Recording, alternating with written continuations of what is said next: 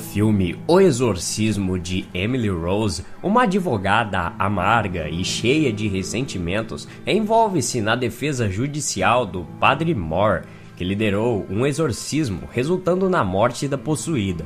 Ela, no caso, era Emily Rose, uma universitária de 19 anos que começa a ter estranhas manifestações não explicadas pelos médicos. E a real história que inspirou a criação desse filme foi a seguinte: Anneliese Michael foi uma jovem alemã de família católica que acreditava ter sido possuída por uma legião de demônios, tendo sido submetida a uma intensa série de sessões de exorcismo pelo padre Ernest Alt e Arnold Ranz em 1975 e 1976. O caso Klingenberg, como passou a ser conhecido pelo grande público, deu origem a vários estudos e pesquisas, tanto de natureza teológica quanto científica. Anneliese começou a ter alucinações enquanto rezava. Ela também começou a ouvir vozes que lhe diziam que ela era amaldiçoada.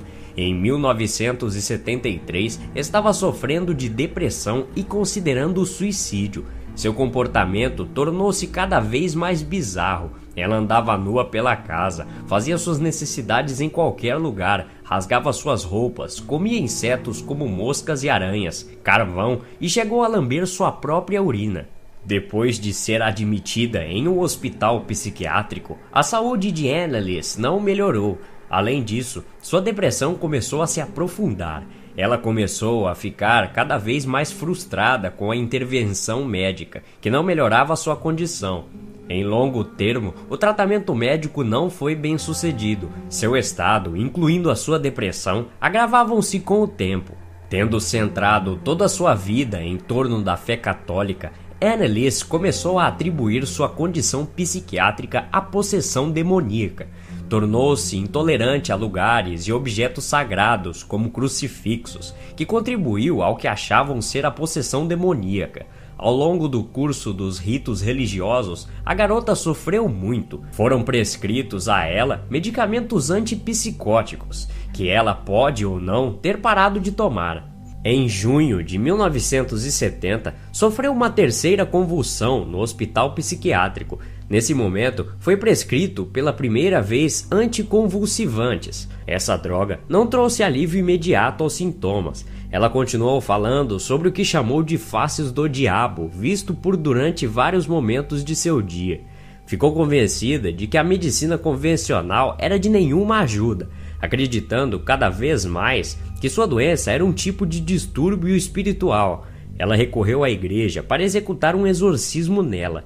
Naquele mesmo mês, lhe foi prescrita uma outra droga, que é uma fenotiazina com propriedades gerais, semelhantes às da clorpromazina. É usado no tratamento de psicoses diversas, incluindo esquizofrenia e distúrbios de comportamento. Em novembro de 1973, Anneliese iniciou o tratamento com Tegretol, que é uma droga antiepiléptica. Ela tomou o medicamento com frequência, até pouco antes de sua morte. No verão de 1973, os pais de Anneliese foram até a paróquia local, solicitando aos religiosos que submetessem a sua filha ao ritual de exorcismo. A princípio, o pedido foi negado, uma vez que a doutrina da Igreja Católica com respeito a essas práticas é muito restrita.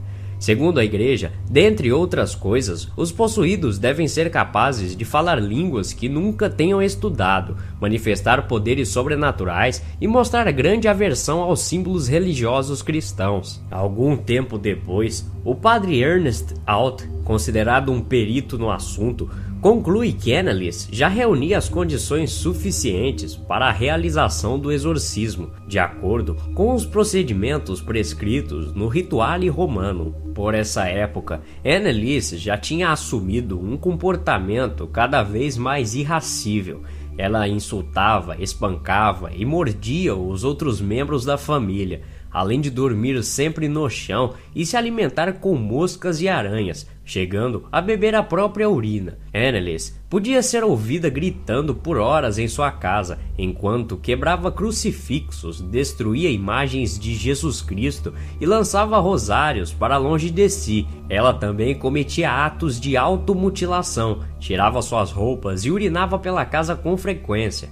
Em 1974, após acompanhar de perto o comportamento de Anneliese, o padre Ernest Alt finalmente decidiu solicitar a permissão do bispo de Würzburg para realizar o exorcismo e a permissão foi concedida. Após efetuar uma exata verificação da possessão em setembro de 1975, o bispo de Würzburg, Joseph Stengel, autorizou os padres Ernest Alt e Arno de Renz a realizarem os rituais do Grande Exorcismo, cuja base é o rituale romano, que ainda era, na época, uma lei canônica válida desde o século XVII. No rito do exorcismo, o padre deve portar um crucifixo e uma Bíblia para poder utilizar as palavras ditas por Jesus Cristo com precisão.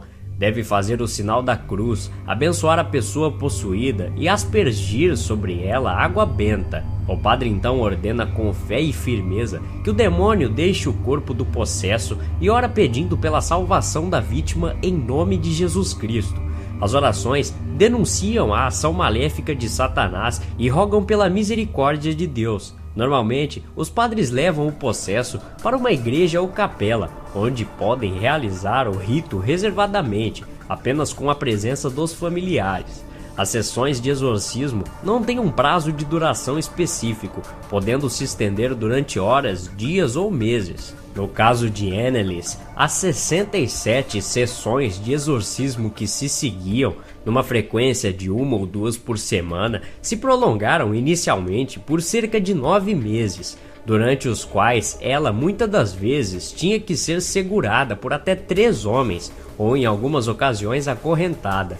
Ela também lesionou seriamente os joelhos, em virtude das genuflexões compulsivas que realizava durante o exorcismo, aproximadamente 400 em cada sessão. Nas sessões, que foram documentadas em 40 fitas de áudio para preservar os detalhes, Anneliese manifestou estar possuída por pelo menos 6 demônios diferentes, que se autodenominavam Lúcifer, Caim, Judas, Nero, Hitler e Fleischmann, um padre caído em desgraça no século XVI.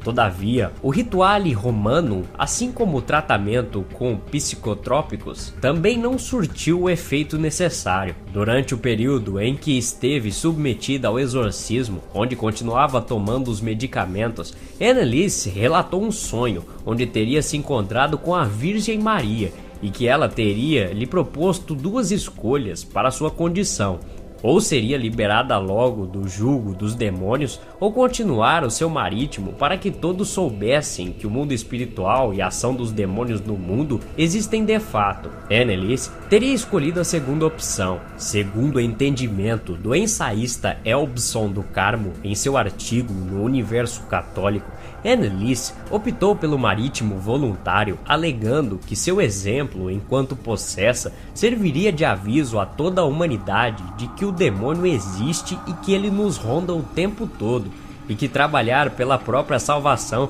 deve ser uma meta sempre presente. Ela afirmava que muitas pessoas diziam que Deus está morto, que haviam perdido a fé, então ela, com seu exemplo, lhe mostraria que o demônio age, independentemente da fé das pessoas para isso. Em 1 de julho de 1976, no dia em que Anneliese teria predito sua libertação, morreu enquanto dormia. À meia-noite, segundo o que afirmou, os demônios finalmente a deixaram e ela parou de ter convulsões. Anneliese foi dormir exausta, mas em paz, e nunca mais acordou, falecendo aos 23 anos de idade. A autópsia considerou o seu estado avançado de desnutrição e desidratação como a causa de sua morte por falência múltipla de órgãos.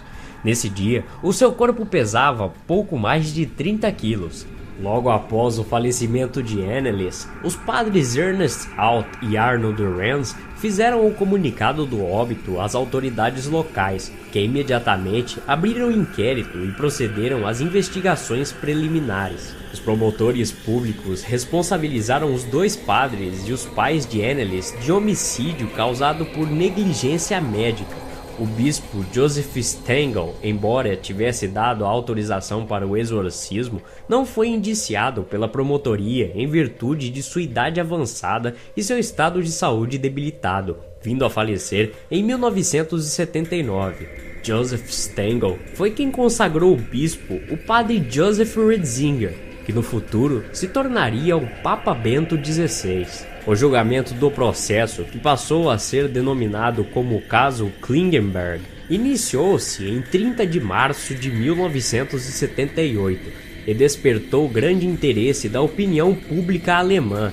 Perante o tribunal, os médicos afirmaram que a jovem não estava possuída, muito embora o Dr. Richard, ao qual foi solicitado auxílio médico pelo padre Ernest Alt, teria feito a afirmação à época que não havia medicação eficaz contra a ação de forças demoníacas. Os médicos psiquiatras que prestaram depoimento afirmaram que os padres tinham incorrido inadvertidamente em indução doutrinária em razão dos ritos, o que havia reforçado o estado psicótico da jovem e que, se ela tivesse sido encaminhada ao hospital e forçada a se alimentar, o seu falecimento não teria ocorrido. A defesa judicial dos padres foi feita por advogados contratados pela igreja. A defesa dos pais de Anneliese argumentou que o exorcismo tinha sido ato lícito e que a Constituição alemã protege os seus cidadãos no exercício irrestrito de suas crenças religiosas. A defesa também recorreu ao conteúdo das fitas gravadas durante as sessões de exorcismo, que foram apresentadas ao Tribunal de Justiça, onde por diversas vezes as vozes e os diálogos, muitas vezes perturbadores, dos supostos demônios eram perfeitamente audíveis. Em uma das fitas, é possível discernir vozes masculinas de dois supostos demônios discutindo entre si qual deles teria de deixar primeiro o corpo de Anneliese. Ambos os padres demonstraram profunda convicção de que ela estava verdadeiramente possessa e que teria sido finalmente liberta pelo exorcismo um pouco antes de sua morte. Ao fim do processo, os pais de Anneliese e dois padres foram considerados culpados de negligência médica e foi determinada uma sentença de 6 meses com liberdade condicional sob fiança. Antes do início do processo, os pais de Anneliese solicitaram às autoridades locais uma permissão para exumar os restos mortais de sua filha. Eles fizeram essa solicitação em virtude de terem recebido uma mensagem de uma freira. A freira relatou aos pais da jovem que teria tido uma visão na qual o corpo de Anneliese ainda estaria intacto ou incorrupto e que esta seria a prova definitiva do caráter sobrenatural dos fatos ocorridos. O motivo oficial que foi dado às autoridades foi o de que Anneliese teria sido sepultada às pressas em um sarcófago precário. Os relatórios oficiais, entretanto, divulgaram a informação que o corpo já estava em estado avançado de decomposição. As fotos que foram tiradas durante a exumação jamais foram divulgadas. Várias pessoas chegaram a especular que os exumadores moveram o corpo de Anneliese do antigo sarcófago para o novo, feito de carvalho, segurando-o pelas mãos e pernas, o que seria um indício de que o corpo não estava na realidade muito decomposto. Os pais e os padres exorcistas foram desencorajados a ver os restos mortais de Anneliese. O padre Arnold Rens, mais tarde, afirmou que teria sido inclusive advertido a não entrar no mortuário.